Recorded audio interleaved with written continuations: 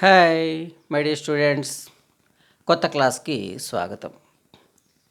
ఇవాల్టి class refrigeration ఎవాపరేటర్స్. ఈ టాపిక్ని కంటిన్యూ చేసే ముందుగా అసలు రిఫ్రిజిరేషన్లో ఉండేటువంటి భాగాల్ని మరొకసారి చూద్దాం. మనకు తెలుసు రిఫ్రిజిరేషన్ అనే వ్యవస్థలో మొత్తం 4 భాగాలు ఉన్నాయి. అవి 1 evaporator, 2 compressor, 3 condenser, 4 expansion valve. చాలాసార్లు డిస్కస్ చేసాం మనం వీటి గురించి. అయితే ఈ మొట్టమొదటి పార్ట్ ఎవాపరేటర్. ఏమిటి ఎవాపరేటర్ అంటే, ఏ ప్రదేశాన్ని అయితే నువ్వు చల్లబరుస్తావో, ఏ పదార్థాలని చల్లబరచడానికి నువ్వు ఒక ప్రదేశంలో ఉంచుతావో, ఏ ప్రదేశం అయితే ఉంటుందో అటువంటి ప్రదేశాన్ని మనం ఎవాపరేటర్ అంటాం.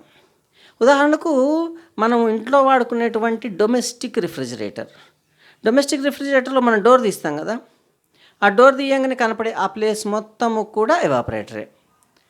అదేవిధంగా వాటర్ కూలర్, మనం ఎండాకాలంలో మనం ఆ షాపుల్లో నీళ్లు పోసి కింద ఒక ట్యాప్ తిప్పి మనకు గ్లాసులో పోసిస్తాడు, ఒక బాటిల్లో పోసిస్తాడు చూసారా, అటువంటి ఆపరేటర్స్లో, అటువంటి వాటర్ కూలర్లో ఎక్కడైతే నీళ్లు పోస్తారో అది ఎవాపరేటర్. మరి మన కూల్ డ్రింక్ బాటిల్స్ పెడతాడు ఎండాకాలం లేకపోతే మామూలు రోజుల్లో కూల్ డ్రింక్ బాటిల్స్ మనం కొనుక్కున్నప్పుడు ఒక బాక్స్లోంచి తీసిస్తాడు. ఆ బాక్స్లో ఆల్రెడీ కొన్ని నీళ్లు ఉంటాయి, ఆ నీళ్ళ మధ్యలో పెడతాడు అనమాట కదా. బాటిల్ కూలర్ స్ట్రక్చర్ కొంత మనం నేర్చుకున్నాం. ఆ బాటిల్ కూలర్లో ఎక్కడైతే నీళ్లు పోస్తాడో, ఎక్కడైతే బ్రెయిన్ సొల్యూషన్ పోస్తాడో, ఉప్పు ద్రావణం అంటారు అనమాట, అటువంటి ఉప్పు ద్రావణం పోస్తాడో ఆ మొత్తం ప్లేస్ కూడా మనకి ఎవాపరేటర్ అవుతుంది. అదే మనకి ఒక కోల్డ్ స్టోరేజ్లో మనం చింతపండు బస్తాలని, మిర్చి బస్తాలని పెడుతుంటాం చూసారా, ఏ ప్లేస్ అయితే పెడతామో ఆ ప్లేసే ఎవాపరేటర్. ఓకే, మీకు ఎవాపరేటర్ అంటే కొద్దిగా అర్థమై ఉంటుంది. అయితే ఈ చాప్టర్లో మనకి చాలా పదాలు రిపీట్ అవుతుంటాయి. రిపిటేషన్ వలన మీకు ఎగ్జామినేషన్ క్రాక్ చేయడం ఈజీ, ఎగ్జామినేషన్ రాయడం ఈజీ. కాబట్టి మీరు ఎక్కువ పదాలు రిపీట్ అయినా కానీ మనసులో పెట్టుకోవడానికి ప్రయత్నం చేయండి. ముందు 1 ఎవాపరేటర్, తర్వాత మనకి వచ్చేది ఏంటంటే కంప్రెసర్, తర్వాత మనకు వచ్చేది కండెన్సర్ కదా, కండెన్సర్. 4వది వచ్చేది ఎక్స్పాన్షన్ వాల్వ్. ఇట్లా 4 ముఖ్యమైన భాగాలు ఉంటాయి. ఏ రిఫ్రిజిరేషన్ సిస్టమ్ తీసుకున్నా, అంటే కోల్డ్ స్టోరేజ్ తీసుకోండి, ఐస్ ప్లాంట్ తీసుకోండి, బాటిల్ కూలర్ తీసుకోండి, వాటర్ కూలర్ తీసుకోండి, ఇంట్లో వాడుకునే డొమెస్టిక్ రిఫ్రిజిరేటర్ తీసుకోండి, అన్నిట్లో ఈ 4 భాగాలు ఉంటాయి. ఈ 4 భాగాలు ఒకదానికొకటి లింక్ అయి ఉంటాయి. దేంతో లింక్ అయి ఉంటాయి అంటే రిఫ్రిజిరెంట్తో లింక్ అయి ఉంటాయి. రిఫ్రిజిరెంట్ అనే పదార్థం గురించి అంతకుముందు క్లాసులో చెప్పుకున్నాం. రిఫ్రిజిరెంట్ అనే పదార్థం ఏం చేస్తుంది అంటే, మనము ఏ పదార్థంలోంచి అయితే వేడిని తీసేయాలనో ఆ వేడిని అది పీల్చేస్తుంది. అది ఒక ద్రవ పదార్థము ఫస్ట్ ఆఫ్ ఆల్, లేదా వాయు పదార్థము. ద్రవ మరియు వాయు పదార్థాల మధ్యగా, ద్రవ మరియు వాయు స్థితుల మధ్యగా తిరుగుతుంటుంది ఆ యొక్క రిఫ్రిజిరెంట్. ఆ రిఫ్రిజిరెంట్ అనే దాని గురించి మనం చెప్పుకున్నాం. అమోనియా అని, తర్వాత కార్బన్ డైఆక్సైడ్ అని కదా, క్లోరోఫ్లోరో కార్బన్స్ గురించి మరియు సల్ఫర్ డైఆక్సైడ్ గురించి చెప్పుకున్నాం. ఆ పదార్థాలన్నీ కూడా రిఫ్రిజిరెంట్స్. ఆ రిఫ్రిజిరెంట్స్ ఏం చేస్తుంటాయంటే ఎవాపరేటర్ చుట్టూ తిరుగుతూ ఉంటాయి. ఎవాపరేటర్ నుంచి పీల్చేస్తాయి. దేన్ని పీలుస్తాయి? ఎవాపరేటర్లో ఉన్నటువంటి వేడిని పీల్చుతాయి. వేడిని పీల్చేసి కంప్రెసర్లోకి తీసుకొస్తాయి. కంప్రెసర్లోకి వచ్చిన తర్వాత కంప్రెసర్లో బాగా ఒత్తిడి జరుగుతుంది. దేని ఒత్తిడి జరుగుతుంది అంటే రిఫ్రిజిరెంట్ యొక్క ఒత్తిడి జరుగుతుంది. రిఫ్రిజిరెంట్ ఒత్తిడి జరిగిన తర్వాత అది కండెన్సర్లోకి వెళ్తుంది. ఆ కండెన్సర్లో ఏం జరుగుతుంది? పైనుంచి నీళ్లు కిందికి రావడం కానీ, చుట్టూ ఉన్నటువంటి గాలి వలన కానీ అది లోపల ఉన్నటువంటి రిఫ్రిజిరెంట్ చల్లబడుతుంది. ఇక్కడ ఒకసారి మనం రాసుకుందాం. ఇక్కడ పైప్ ఒకటి ఉంది అని రాసుకుందాం. ఈ పైప్లో ఏముంది అంటే, రిఫ్రిజిరెంట్ ఉంది. ఓకే, రిఫ్రిజిరెంట్, ఇది గుర్తుపెట్టుకోవాలి. ఈ రిఫ్రిజిరెంట్ తిరుగుతూ ఉంది, దీని చుట్టూ ఇట్లా తిరుగుతుంది. అంతకుముందు క్లాస్ని మీరు ఒకసారి మళ్ళీ చూస్తే మీకు అర్థమైపోతుంది. ఈ రిఫ్రిజిరెంట్ అనేది తిరుగుతోంది. ఈ రిఫ్రిజిరెంట్ని ఒక పైపు ద్వారా దీని చుట్టూ చుట్టాం. ఓకే. ఇది చుట్టిన తర్వాత దీనికి పంపిస్తాం. ఎప్పుడైతే దీని చుట్టూ చుట్టామో ఆ లోపల ఉన్నటువంటి వేడిని ఆ రిఫ్రిజిరెంట్ పీల్చుకుంది. కాబట్టి మీకు కొంత అర్థమై ఉంటుంది. ఏ పదార్థం నుంచి అయితే వేడిని పీల్చుతామో ఏ ప్రదేశం నుంచి అయితే వేడిని పీల్చేస్తామో ఆ ప్రదేశంనే ఎవాపరేటర్ అంటారు. సింపుల్గా మీరు గుర్తుపెట్టుకోవాల్సింది ఫ్రిడ్జ్ డోర్ తీయంగానే లోపల కనపడేది మొత్తం ఎవాపరేటరే. ఓకే. ఎవాపరేటర్ అనేది మీకు కొద్దిగా అర్థమైంది కాబట్టి ఇప్పుడు ఇవాళ క్లాస్లో మనం ఏం నేర్చుకుంటామంటే అసలు ఎవాపరేటర్స్ ఎన్ని రకాలు అనేది నేర్చుకుంటాం. ఎవాపరేటర్లో ఉన్నటువంటి ఒక 6 రకాల ఎవాపరేటర్స్ గురించి బాగా డిస్కస్ చేస్తాం. సో ఎవాపరేటర్లకు ముఖ్యంగా 4 రకాలు. ఓకే. ఆ 4 రకాల గురించి చూద్దామా? ఓకే. ఇప్పుడు ఎవాపరేటర్ అంటే ఏంటో ఒకసారి చూద్దాం. ఏమిటి ఎవాపరేటర్ అంటే డోర్ తీసాను కదా, డోర్ తీస్తే కనపడుతున్నాయి చూసావా, ఈ ప్లేస్ మొత్తం కూడా ఎవాపరేటరే. వెరీ క్లియర్, అవునా? ఏ ప్లేస్ని అయితే నువ్వు చల్లబరుస్తున్నావో ఆ ప్లేస్ ఎవాపరేటర్. ఇప్పుడు ఎవాపరేటర్ని క్లోజ్ చేస్తున్నాను. సో ఎవాపరేటర్ అంటే మీకు అర్థమైంది కదా. సో మీకు ఎవాపరేటర్ అంటే ఏంటో అర్థమైంది. మనకి సిలబస్లో ఉంది ఏంటంటే ఎవాపరేటర్ అంటే మీకు తెలిసిన తర్వాత దాని డెఫినేషన్ తెలిసిపోయిన తర్వాత ఎవాపరేటర్స్లో రకాల గురించి మనకి సిలబస్లో ఇవ్వబడింది. కాబట్టి ఎవాపరేటర్స్ ముఖ్యంగా 4 రకాలు, 4 టైప్స్. ఆ 4 రకాల గురించి ఇక్కడ మీకు చెప్తున్నాం. ఒకటి కన్స్ట్రక్షన్ అనుసరించి, అంటే నిర్మాణాన్ని అనుసరించి, అది తయారైన విధానాన్ని అనుసరించి, ఇది ఎవాపరేటర్ తయారైన విధానాన్ని అనుసరించి, కన్స్ట్రక్షన్ అనుసరించి ఒక 6 రకాలు మనకు సిలబస్లో ఉన్నాయి. తర్వాత రిఫ్రిజిరెంట్ ప్రవహించే విధానం అనుసరించి, రిఫ్రిజిరెంట్ గురించి 1కి 2 సార్లు చెప్తున్నాను, జాగ్రత్తగా వినండి. అది కొన్ని సందర్భాల్లో ద్రవ రూపంలో ఉంటుంది, కొన్ని సందర్భాల్లో వాయు రూపంలో ఉంటుంది. ఇదంతా కూడా ఎవాపరేటర్ చుట్టూ ఉన్నటువంటి పైపుల్లో తిరుగుతుంది. ఫ్రిడ్జ్ వెనక కూడా మీకు కొన్ని పైపులు కనిపిస్తాయి నలుపు రంగులో. మన ఇండ్లలో వాడుకునే ఫ్రిడ్జ్ని డొమెస్టిక్ రిఫ్రిజిరేటర్ అంటారు. ఆ డొమెస్టిక్ రిఫ్రిజిరేటర్ వెనక భాగాన మీకు గ్రిల్ కనపడుతుంది కదా, గళ్ళుగా మెష్ కనపడుతుంది చూసారా, అది మనకి కండెన్సర్. ఆ కండెన్సర్ నిజానికి ఒక పైపుల సముదాయం. ఆ పైపులో ప్రవహించేది మీకు రిఫ్రిజిరెంట్. అయితే ఆ రిఫ్రిజిరెంట్ మీకు అప్పుడప్పుడు కొన్ని సందర్భాల్లో చిన్న సౌండ్స్ కూడా చేస్తుంది, గలగల సౌండ్ వస్తుంటుంది. ఏంటంటే ఆ ద్రవ రూపంలో ఉన్నప్పుడు ప్రవహించినప్పుడు ఆ సౌండ్ వస్తుంది. సో రిఫ్రిజిరెంట్ ప్రవహించే విధానాన్ని అనుసరించి 2 రకాలు ఉంది. ఆపరేటింగ్ కండిషన్స్ అనుసరించి, ఆపరేటింగ్ కండిషన్ అంటే ఈ రిఫ్రిజిరేషన్ సిస్టమ్ ఎలాంటి అవసరాలు పడుతాయో, ఏ అవసరానికైతే వాడుతున్నామో ఆపరేటింగ్ సిస్టమ్ అది అనబడుతుంది అనమాట. ఆపరేటింగ్ సిస్టమ్ని అనుసరించి 3 రకాలు. మరి హీట్ ట్రాన్స్ఫర్ అయ్యే విధానాన్ని అనుసరించి 2 రకాలు. ఇట్లా మొత్తం మీద ఈ 4 రకాలుగా, మెయిన్గా 4 రకాలుగా డివైడ్ చేయబడింది.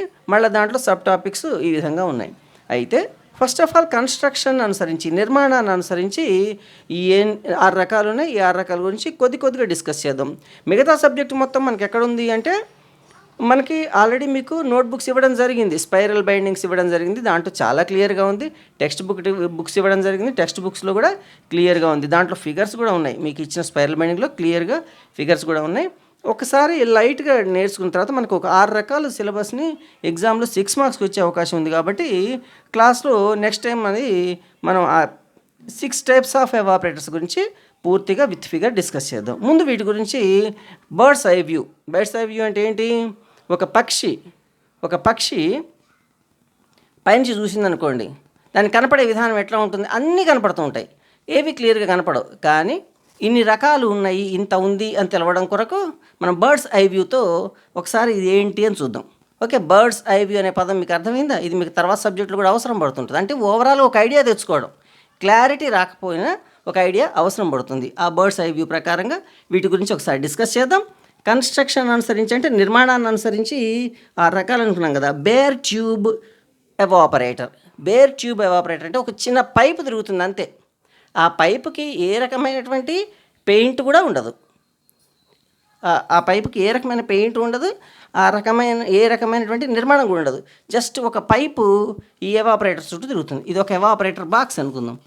ఈ ఎవాపరేటర్ బాక్స్కి ఇట్లా తిరుగుతుంది కదా, ఇది ఒక పైప్ అనమాట. ఇది బేర్ ట్యూబ్. దీనికి ఏ రకమైనటువంటి ప్రత్యేకత లేదు. ఒక సాధారణమైన పైపు. ఆ సాధారణమైన పైపు ఇట్లా తిరుగుతూ ఉంటుంది. ఇట్లా తిరుగుతూ ఉన్నటువంటి ఏదైతే ఎవాపరేటర్ ఉందో ఆ ఎవాపరేటర్ని మనం బేర్ ట్యూబ్ ఎవాపరేటర్ అంటారు. మరి ఫిన్డ్ ట్యూబ్ ఎవాపరేటర్, ఫిన్ అనే పదం మనకి మెకానికల్ ఇంజనీరింగ్లో కూడా వస్తుంది. ఏమిటి ఈ ఫిన్ అంటే, ఏ వస్తువు పైన అయితే పలుచని రేకులు అమర్చబడి ఉన్నాయో వాటిని ఫిన్స్ అంటారు. మనకి మోటార్ సైకిల్ మనకు చూసి ఉంటారు, మీరు మోటార్ సైకిల్ చూసి ఉంటారు. ఆ మోటార్ సైకిల్కి ఇంజన్కి పై భాగాన ఇట్లా రేకులు ఉంటాయి, చూసారా? ఇంజన్ పై భాగాన్ని చూసారా? ఇట్లా రేకులు అమర్చబడి ఉన్నాయా లేదా? గుర్తుపెట్టారా మీరు? వీటిని ఫిన్స్ అంటారు. ఫిన్స్ ఫిన్స్ అంటే ఏమిటి అంటే, పల్సని ఇనుప రేకులు. ఇవి అత్యధికమైనటువంటి వేడిని ట్రాన్స్ఫర్ చేయగలిగినటువంటి రేకు. అల్యూమినియం లాంటి పదార్థం, అల్యూమినియం మిశ్రమ పదార్థం, అల్యూమినియం ఎల్లాయ్ పదార్థంతో ఈ రేకులు తయారు చేయబడి ఉంటాయి. మీరు గుర్తుపెట్టారా? లోపల పిస్టన్ ఉంటుంది కదా, దీని చుట్టూ ఉన్నటువంటి రేకులు అట్లా ఉంటే దాన్ని ఫిన్స్ అంటారు. అంటే మనకు ఉన్నటువంటి ఎవాపరేటర్కి ఉన్నటువంటి పైపుకి పైన ఇట్లా మెటల్ బ్లేడ్స్ పల్స్ అనేవి అమర్చబడితే దాన్ని ఫినిడ్ ట్యూబ్ ఎవాపరేటర్ అంటారు. దీనివల్ల ఏం జరుగుతుందంటే, అత్యధికమైనటువంటి వేడిని గుంజటమే కాకుండా ఆ వేడిని బయటికి పంపిస్తుంది. అత్యధికమైన వేడిని గుంజటం, వేడిని పీల్చటాన్ని టెక్నికల్గా ఏమంటారంటే హీట్ ఎడిషన్ అంటారు. గుర్తుంచుకోండి, హీట్ ఎడిషన్ అంటే ఏమిటంటే, ఏ ఎవాపరేటర్ చుట్టూ అయితే తిరుగుతోందో ఆ ఎవాపరేటర్లోంచి పీల్చుకుంటే వేడిని తీసుకోవటమే కదా అక్కడ ఉద్దేశం, అంతేనా? ఫ్రిడ్జ్ మనం డోర్ తీసాం కదా ఇందాక, ఫ్రిడ్జ్ డోర్ తీసాము. ఆ ఫ్రిడ్జ్ లోపల ఉన్నటువంటి పదార్థాల్లోంచి వేడిని గుంజుకుంటోంది. ఏం గుంజుకుంటోంది చెప్పండి? ఏం గుంజుకుంటుంది? రిఫ్రిజిరెంట్ ఆ వేడిని పీల్చుకుంటోంది. ఆ రిఫ్రిజిరెంట్ వేడిని పీల్చుకుంటోంది. అయితే ఆ పీల్చుకునేటువంటి విధానంలో ఇటువంటి సన్నని రేకులు దానికి అమర్చబడితే దాన్ని ఫిన్డ్ ట్యూబ్ ఎవాపరేటర్ అంటారు. ఈ ఫినిడ్ ట్యూబ్ ఎవాపరేటర్ వల్ల వేడి పీల్చడం ఎక్కువగా జరుగుతుంది, హీట్ ఎడిషన్ ఎక్కువగా జరుగుతుంది. మరి తర్వాత ప్లేట్ ఎవాపరేటర్. ప్లేట్ ఎవాపరేటర్ అంటే ఏంటంటే, ఎవాపరేటర్ ఉండడమే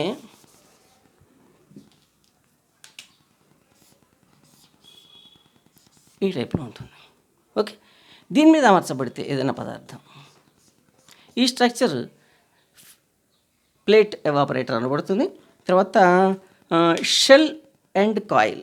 షెల్ అని ఇక్కడ నా వచ్చింది అంటే, మీరు మామూలు పరిభాషలో దాన్ని డబ్బా అనుకోండి, ఒక టిన్ అనుకోండి. షెల్ అండ్ కాయిల్, కాయిల్ అని వస్తే అది ఒక తీగ చుట్ట. షెల్ అండ్ కాయిల్ అంటే ఒక పైపు లాంటి డబ్బాని మనం షెల్ అంటాం. ఈ షెల్ గురించిన డెఫినేషన్ చాలా విస్తృతమైంది. షెల్ గురించి మనం తర్వాత చూద్దాం. ఇట్లా ఉన్నప్పుడు ఇంకో కాయిల్ చుట్టబడితే, కాయిల్ని చుట్టే విధానం చూడండి ఎట్లా ఉంటుందో. మనకి ఇది చాలాసార్లు అవసరం పడుతుంది. ఈ సందర్భంలో దాని గురించి ఒకసారి చూద్దాం. ఏదన్నా ఒక వస్తువు చుట్టూ మనం కాయిల్ చుట్టాలంటే ఇట్లా చుట్టాలి, ఇట్లా ఉంది కదా, దాన్ని షెల్ అందాం. దీని చుట్టూ చుట్టే కాయిల్ ఇట్లా చూడండి, ఇక్కడ కట్ చేసేయాలి, మళ్ళీ మొదలు పెట్టాలి, ఇక్కడ ఆపాలి, మళ్ళీ మొదలు పెట్టాలి, ఇక్కడ ఆపాలి, మళ్ళీ మొదలు పెట్టాలి. అర్థమైందా? This is coil. దీన్ని ఏమంటారు? కాయిల్ అంటారు. కాయిల్ అంటే తీగ చుట్ట అని. ఇక్కడేంటి అంటే రిఫ్రిజిరెంట్ ప్రవహించేటువంటి పైపు చుట్ట. Shell and coil evaporator. తర్వాత షెల్ అండ్ ట్యూబ్ ఎవాపరేటర్. ఇది చాలా ప్రత్యేకమైంది. షెల్ అండ్ ట్యూబ్ అంటే ఏంటంటే, దీని లోపల ఏమన్నా ఒక పైపులు ప్రవేశపెడితే దాన్ని ట్యూబ్ అంటాం. ఇది ఒక షెల్. దీని లోపలికి రంధ్రాలు చేసి ఒక ట్యూబ్ని ప్రవేశపెడతారు. దీని లోపలికి రంధ్రాలు చేసి ట్యూబ్ని ప్రవేశపెడతారు. ఈ రకమైన సిస్టమ్ చూడాలి అంటే మనకి థర్మల్ ఇంజనీరింగ్లో మీకు విద్యుత్ జనకము గురించి చెప్పడం జరిగింది. అక్కడ నీటిని చల్లబరిచే విధానంలో ఇది కూడా ఉపయోగపడుతుంది. దీని లోపల ఒక పైప్ వేసేస్తాడు. దాని గురించి మనం క్లియర్గా చూద్దాం మనం తర్వాత. అంటే షెల్ లోపల ఒక పైపు, దాన్ని ఏమంటామంటే షెల్ అండ్ ట్యూబ్ ఎవాపరేటర్ అంటాం. మరి తర్వాత ట్యూబ్ ఇన్ ట్యూబ్ అంటే మనము చల్లబరచాల్సిన పదార్థాన్ని ఒక ట్యూబ్లో పెడతాం. ఒక ప్రత్యేకమైన పద్ధతులు అనమాట. మనం ఈ రిఫ్రిజిరేషన్ సిస్టమ్ని ఇంట్లోనే కదా వాడుకునేది, కమర్షియల్గా వాడతాం, ఇండస్ట్రియల్గా వాడతాం కదా, మెడికల్ అవసరాల కోసం వాడతాం, రకరకాలుగా వాడుతుంటాం. అయితే ఒక ప్రత్యేకమైన పద్ధతిలో మనకి హయ్యెస్ట్ రిఫ్రిజిరేషన్ కావాలనుకున్నప్పుడు మనకు కావాల్సిన పదార్థాన్ని ఒక ట్యూబ్లో పెడతాం. ఓకే, ఆ ట్యూబ్లో మరి ఒక ట్యూబ్ని అమరుస్తాం. ఇది ఒక ట్యూబ్. నిజానికి దాని ట్యూబ్ని ఇట్లా గీద్దాం.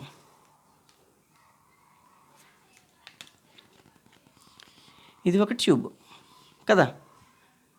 ట్యూబ్ని ఎట్లా కూడా గీయదు, ఇంజనీరింగ్లో ఇట్లా గీయాలి. అర్థమైందా? ఇది ఒక ట్యూబ్. ఈ ట్యూబ్లో మరి ఒక ట్యూబ్ని